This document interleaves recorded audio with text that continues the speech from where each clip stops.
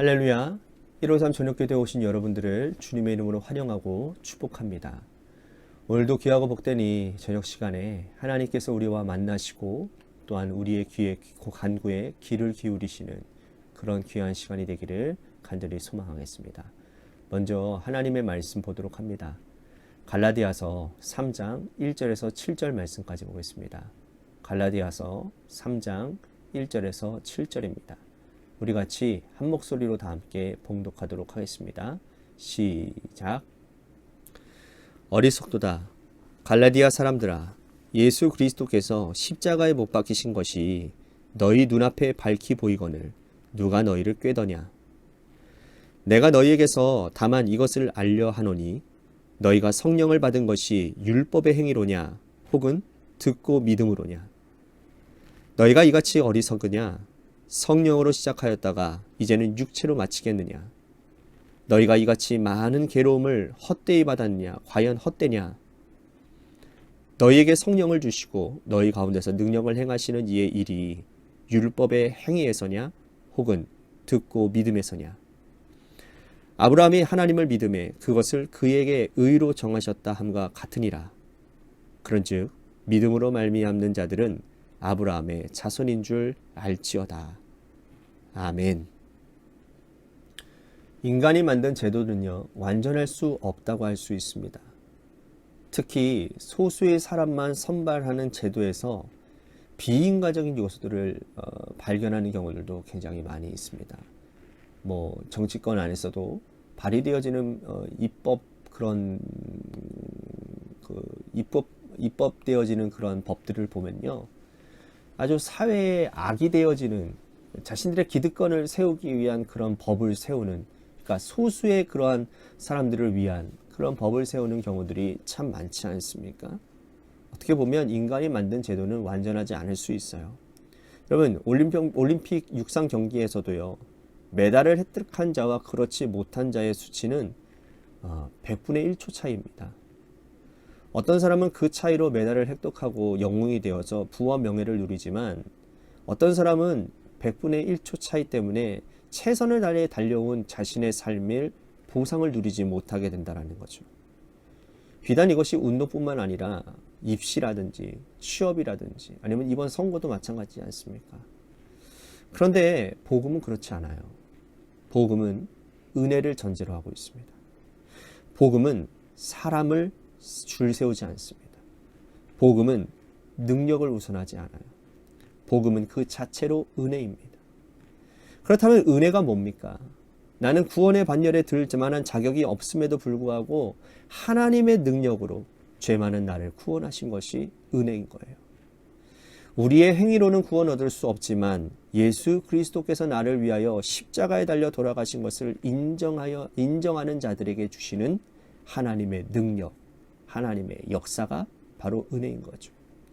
바로 오늘 본문에서 바울은 갈라디아 교인들과 우리들에게 그 은혜를 전하고 있는 것입니다.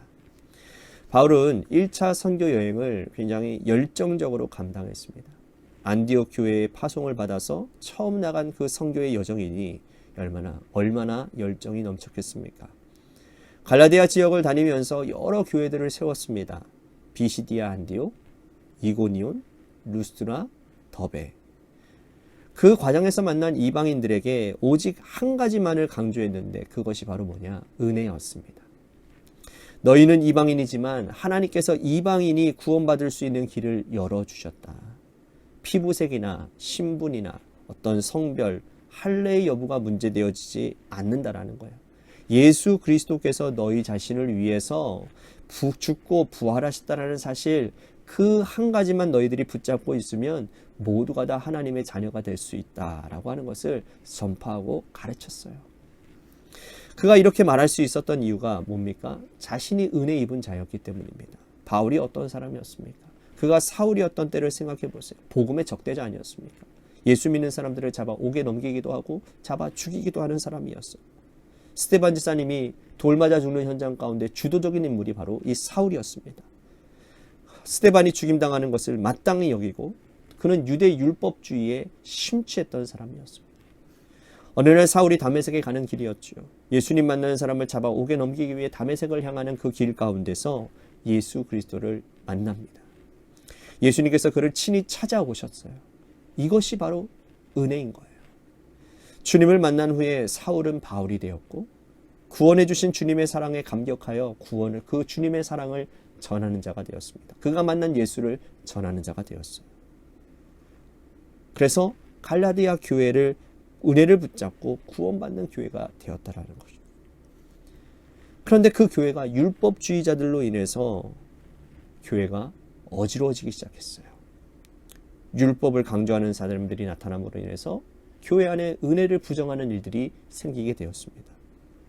아무것도 하지 않고 구원받을 수 없고 할례를 받아야만 구원을 받을 수 있다라고 말하는 자들이 교회에 들어온 거예요.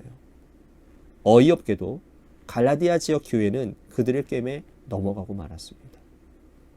그래서 사도 바울이 굉장히 안타까운 마음으로 오늘 1절에 뭐라고 말을 하느냐?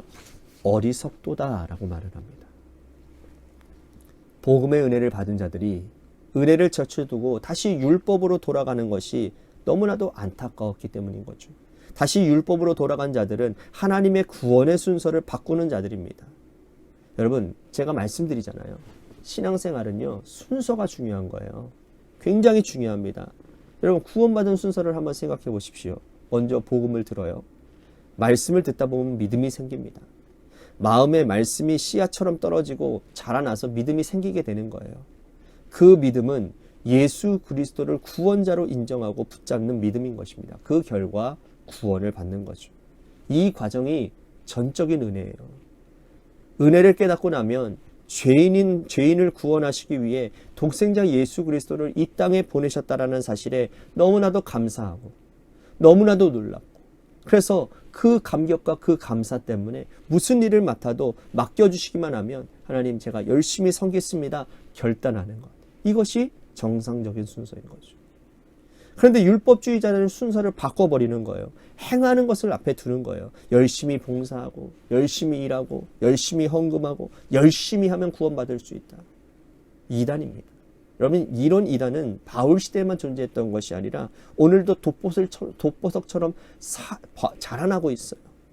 신약 시대에 당시 지켜야 될 율법이 613개나 되었어요. 613개의 율법을 다 지켜 구원받을 수 있을까요?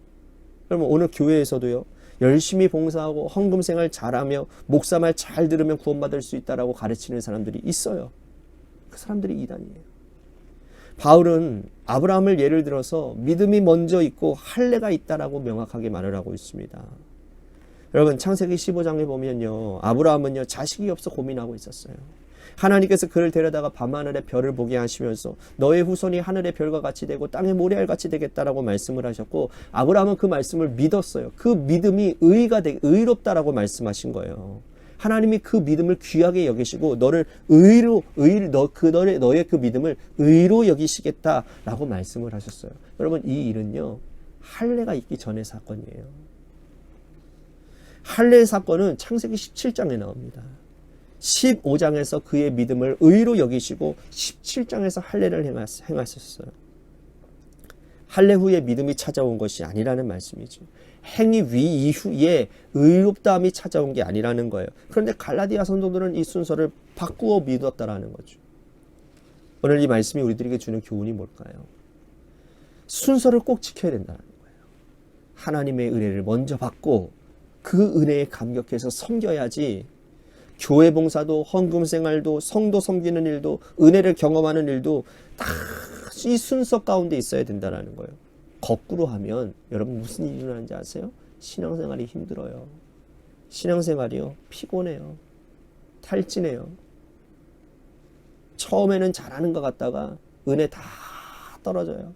그것도 은혜도 아니에요. 자기 열심히 다 떨어지니까 이제는 못하는 거예요. 안 하는 거예요. 부디 하나님의 은혜를 은혜로 받아들이시기를 축복합니다.